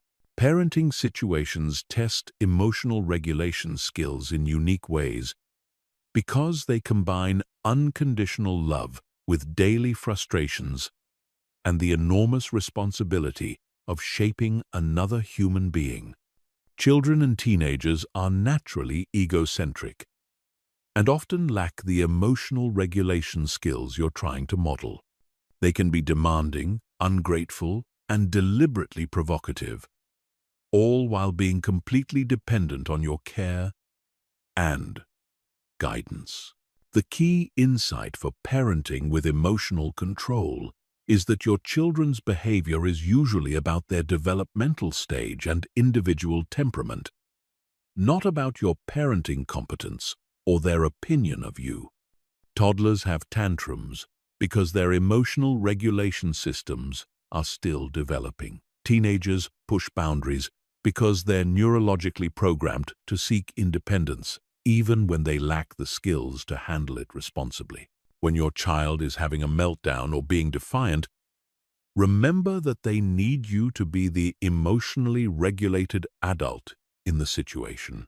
If you react with anger or frustration, you're adding to the emotional chaos rather than providing the stability they need to learn regulation skills themselves. Use the same pause protocol with your children that you use in other relationships, but adapt it for the parenting context. Take deep breaths, lower your voice, and remind yourself that this is a teaching moment rather than a personal attack. Ask yourself what your child needs in this moment, rather than what they deserve as punishment for their behavior. Dealing with aging parents presents different emotional challenges as the power dynamics shift, and you watch people you've always seen as strong and capable become vulnerable and dependent. This transition can trigger grief, resentment, and fear as you confront your own mortality and the reality that your parents are no longer the people who can protect and guide you. The strategy here is accepting the role reversal while honoring the relationship's history. Your parents might need your care and decision-making support, but they still deserve respect for their autonomy and dignity. You can be helpful without being controlling, supportive without being condescending. When elderly parents become difficult, remember that they're often dealing with loss of independence, physical pain, cognitive changes, or fear about their future. Their irritability or resistance to help might be more about grieving their losses than about your specific suggestions or assistance. Extended family drama, including divorced parents, stepfamilies, and in-laws, creates complex webs of competing loyalties and conflicting expectations. You might find yourself caught between people you care about, who are in conflict with each other, or dealing with family members by marriage who have different values and communication styles than you're used to. The principle here is that you cannot fix other people's relationships or resolve conflicts that existed before you arrived on the scene. Don't try to mediate between divorced parents, reform difficult in-laws, or create harmony in blended families. Focus on maintaining your own relationships with each person individually, rather than trying to manage the larger family system. Set clear boundaries about what you will and won't discuss with different family members. You don't have to listen to complaints about other family members or carry messages between people who aren't speaking to each other. That sounds like something you should discuss with them directly. Becomes a standard response to triangulation attempts. Chapter 13. The Social Mastery System. Social situations outside of work and family present their own unique challenges for emotional regulation. Whether you're dealing with strangers in public spaces, acquaintances at social events, or service providers in commercial transactions, these interactions test your ability to maintain composure when you have no ongoing relationship to protect and limited information about the other person's motivations or constraints. The first principle of social mastery is recognizing that most people's behavior in public reflects their internal state rather than their opinion of you. The rude cashier might be dealing with a personal crisis, working a double shift, or being pressured by management to process customers faster. The aggressive driver might be rushing to a medical emergency, dealing with severe stress, or struggling with road rage as a symptom of deeper emotional problems. This understanding helps you depersonalize public rudeness and inconsiderate behavior. When someone cuts in line, speaks dismissively to you, or seems unreasonably demanding, your first assumption should be that their behavior says more about their day, their personality, or their circumstances than about your worthiness of respect.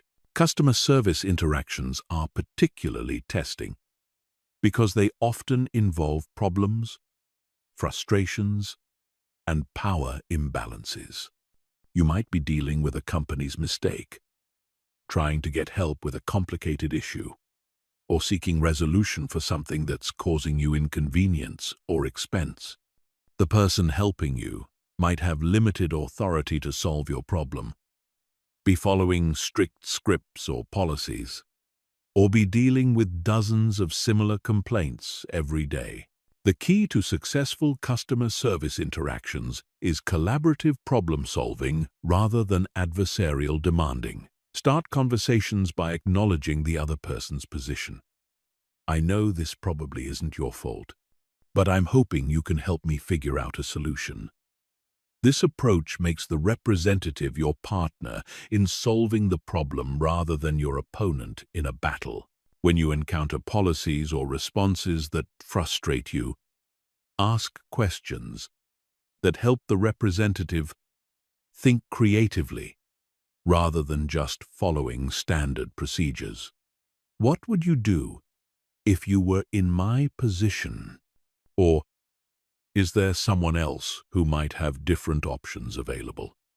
These questions Invite them to go beyond their initial response without making them feel criticized. Social gatherings, networking events, and parties create different challenges because they involve managing multiple relationships simultaneously, while often feeling pressure to be entertaining, impressive, or socially successful.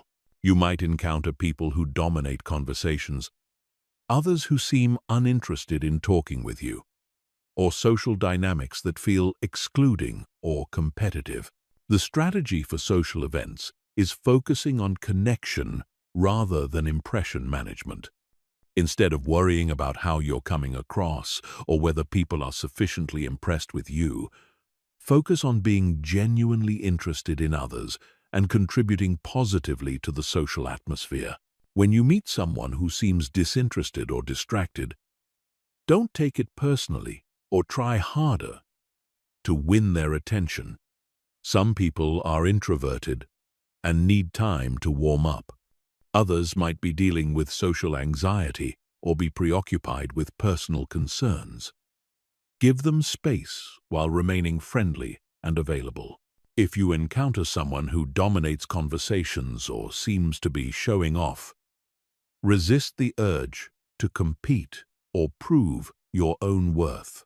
Let them have the attention they seem to need while connecting with others who are more interested in mutual conversation.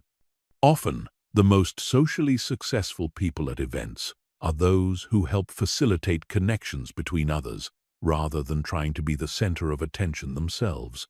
Dealing with strangers in public spaces requires quick assessments and flexible responses because you have no context for understanding their behavior or predicting their reactions.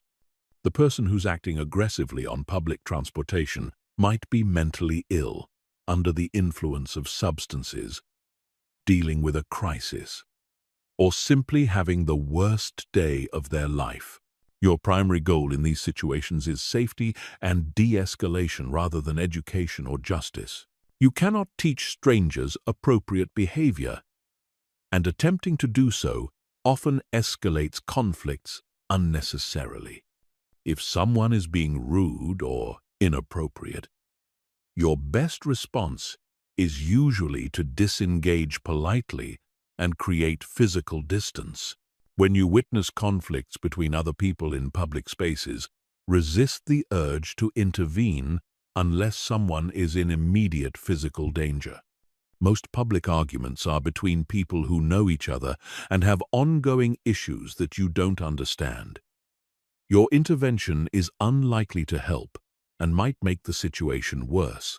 Online interactions present unique challenges because they lack the non-verbal cues and immediate consequences that usually regulate face-to-face social behavior. People often say things online that they would never say in person, and misunderstandings escalate quickly without the softening effects of tone of voice and body language. The principle for online emotional regulation is the same as for in-person interactions, but it requires extra discipline because the medium makes reactive responses so easy. Before responding to anything that triggers you online, implement an extended pause. Write your response, but don't send it immediately. Come back to it after some time has passed and see if you still want to communicate the same message in the same way. Remember that online interactions are often public and permanent. Responses that feel satisfying in the moment can damage your reputation and relationships long-term. When someone attacks you online, consider whether a response will actually improve the situation or just provide entertainment for observers. Chapter 14. The Neuroplasticity Advantage. Rewiring your brain for permanent change. Everything you've learned so far requires consistent practice to become permanent changes in how your brain operates. Your current emotional patterns exist because they've been reinforced through repetition over months, years, or decades. To replace them with new patterns requires understanding how your brain changes and how to accelerate that change process. Neuroplasticity is your brain's ability to reorganize itself by forming new neural connections throughout your life.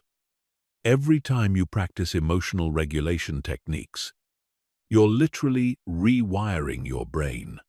The neural pathways associated with reactive responses become weaker, while the pathways associated with conscious choice become stronger. This process explains why emotional control gets easier with practice, and why occasional lapses don't undo your progress. You're not just changing your behavior in the moment, you're changing the underlying brain structures that generate your emotional responses. Each time you choose pause over reaction, reframing over automatic interpretation, or detachment over emotional entanglement, you're making those choices more accessible in the future. The key factors that accelerate neuroplastic change are consistency, emotional intensity, and novelty. Your brain changes faster when you practice regularly rather than sporadically. When you're emotionally engaged with the learning process rather than going through the motions, and when you challenge yourself with new situations rather than just practicing in comfortable contexts. This understanding leads to specific strategies for accelerating your emotional mastery development. First, create daily practice routines, rather than waiting for challenging situations to test your skills. Spend time each day visualizing yourself responding calmly to triggering scenarios. This mental rehearsal strengthens the neural pathways associated with regulated responses before you need them in real situations. Second, use emotional intensity to your advantage during practice. Don't just think about staying calm. Imagine yourself feeling genuinely peaceful and composed in difficult situations. The stronger the emotional component of your practice, the more effectively you're rewiring your brain. Third, progressively challenge yourself with more difficult scenarios as your skills improve. If you've mastered staying calm with mildly annoying people, intentionally practice with more challenging personalities. If you can regulate your emotions in low-stakes situations, gradually apply your skills in higher-pressure contexts. The science of habit formation reveals why some people successfully change their emotional patterns while others remain stuck despite good intentions. Habits exist in neurological loops consisting of a cue, a routine, and a reward. To change emotional habits, you need to identify the cues that trigger reactive responses, develop new routines for handling those cues, and ensure that the new routines provide satisfying rewards. For example, if criticism from your boss is a cue that triggers defensive anger, you need to recognize that cue as early as possible and replace your defensive routine with a regulated response routine. The reward needs to be something you value more than the temporary satisfaction of defending yourself, such as maintaining your professional reputation or feeling proud of your self-control. The most effective way to establish new emotional habits is through what researchers call implementation intentions. Instead of general goals like, "I want to stay calm," create specific if-then plans. If my coworker interrupts me in a meeting, then I will take a deep breath and wait for them to finish before responding. These specific plans help your brain automatically choose regulated responses instead of having to make conscious decisions in triggering moments. Understanding the role of stress in neuroplasticity helps explain why emotional regulation skills seem to disappear during high-pressure periods. Chronic stress floods your brain with cortisol, which impairs the functioning of your prefrontal cortex and makes your amygdala more reactive. This means you need to manage your overall stress levels to maintain access to your emotional regulation skills. Stress management for neuroplastic optimization includes physical practices like regular exercise, adequate sleep, and proper nutrition. But it also includes mental practices like meditation, mindfulness, and regular relaxation. These practices don't just feel good in the moment. They create the optimal brain conditions for continued emotional growth. The compound effect of neuroplastic change means that your efforts build on each other over time. Early progress might feel slow because you're working against well-established patterns, but as new pathways strengthen, change accelerates. People who stick with emotional regulation practice often report breakthrough moments when skills that felt forced and artificial suddenly become natural and effortless. This understanding helps you maintain motivation during the inevitable plateaus and setbacks that occur during any learning process. Temporary lapses don't mean you're not making progress. They mean you're still in the process of rewiring deeply ingrained patterns. Each time you notice a reactive response and consciously choose a regulated alternative, you're strengthening your new patterns regardless of whether you feel like you're improving. The social dimension of neuroplasticity reveals why your relationships and environment significantly impact your emotional development. Your brain is constantly adapting to the social contexts you spend time in. If you're surrounded by highly reactive people, your brain adapts by becoming more reactive. If you spend time with emotionally regulated people, your brain adapts by developing greater regulation capacity. This means that part of your emotional mastery strategy should include consciously choosing environments and relationships that support your growth. Seek out people who model the emotional skills you want to develop. Limit time with people who consistently trigger your reactive patterns. Create physical environments that support calmness and focus rather than stress and distraction. Chapter 15. Living as an emotionally unshakable person. When you've mastered the principles and techniques in this system, you don't just handle difficult people better, you become a fundamentally different person. You develop what I call emotional unshakability, a deep inner stability that remains constant regardless of external circumstances. This isn't emotional numbness or disconnection. It's the ability to feel deeply while maintaining your center, to care without being controlled, and to engage fully with life, while remaining free from the emotional chaos that dominates most people's experience. Emotionally unshakable people have certain characteristics that distinguish them from those who are still at the mercy of their reactivity. They have genuine confidence that comes from knowing they can handle whatever situations arise.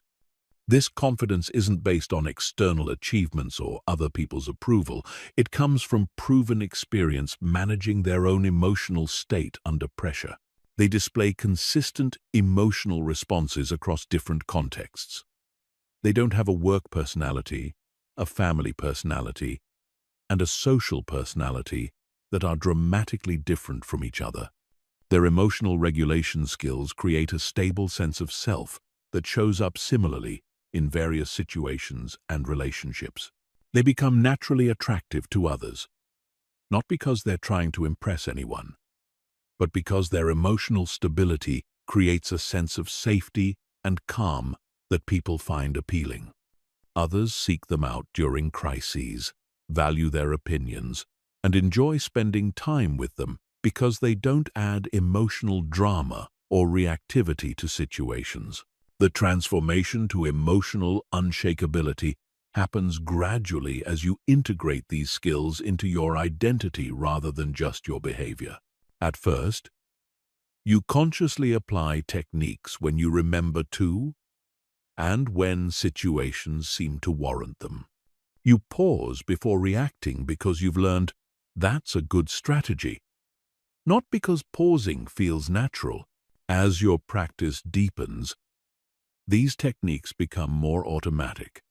You find yourself naturally taking deep breaths when you feel stressed, reframing challenging situations without conscious effort, and maintaining perspective during conflicts without having to remind yourself to do so. At the mastery level, emotional regulation becomes part of who you are, rather than something you do. You don't stay calm because you're using a technique. You stay calm because emotional stability is now your natural state. You don't reframe negative situations because you've learned that's helpful. You automatically see situations from multiple perspectives because your mind has been trained to think that way. This identity-level change affects every area of your life in profound ways. Your relationships improve dramatically because you're no longer contributing to emotional escalation and drama. You become a calming influence that helps others regulate their own emotions just by being present. Your professional success accelerates because you're seen as someone who can handle responsibility, pressure, and leadership challenges. You make better decisions because your thinking isn't clouded by emotional reactivity. You communicate more effectively because you're focused on understanding and problem-solving rather than defending and attacking. Your physical health improves because you're no longer subjecting your body to the chronic stress hormones that come from frequent emotional activation. Your sleep improves, your digestion improves, and your immune system functions better because your nervous system spends more time in rest and repair mode rather than fight or flight mode. Your mental clarity increases because you're not wasting mental energy on rumination, resentment, and emotional processing. You have more cognitive resources available for creativity, learning, and strategic thinking because you're not constantly managing internal emotional turmoil. Perhaps most importantly, you develop a deep sense of personal freedom. You realize that no one can make you feel anything without your permission. No situation can force you into emotional reactivity unless you choose to react. No person can control your inner experience unless you give them that power. This freedom isn't loneliness or disconnection. You can still love deeply, feel passionate about causes, and experience the full range of human emotions. The difference is that you experience emotions consciously rather than being overwhelmed by them. You choose your emotional responses rather than having them chosen for you by circumstances and other people's behavior. Living as an emotionally unshakable person means you've become the author of your own emotional experience rather than a victim of external circumstances. You've developed the ability to maintain your inner peace regardless of the chaos around you. You've learned to respond rather than react, to choose rather than be chosen for. This transformation doesn't happen overnight, and it doesn't mean you'll never feel angry or bothered by anyone ever again. It means that when you do experience these emotions, they don't control you. They pass through you without taking up permanent residence. They inform you without overwhelming you. They motivate you without consuming you. The journey to emotional mastery is one of the most worthwhile investments you can make in yourself because it affects every single day of your life and every relationship you have. It's a gift you give not only to yourself but to everyone whose life you touch. When you're no longer adding reactivity and drama to the world, you become part of the solution to humanity's emotional chaos rather than part of the problem. Most people will live their entire lives at the mercy of their emotional reactions, triggered by every difficult person they encounter, stressed by circumstances they cannot control, and limited by the emotional patterns they developed in childhood. But you don't have to be most people. You have the knowledge and techniques to become emotionally unshakable. The only question is whether you'll commit to the practice required to make this transformation real. The choice is yours, and it's available to you right now.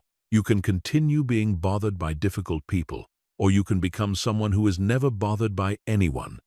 You can remain reactive, or you can become responsive. You can stay emotionally dependent, or you can become emotionally free. Your future self is waiting for you to make this choice. And once you do, and once you begin this practice in earnest, you'll wonder how you ever lived any other way.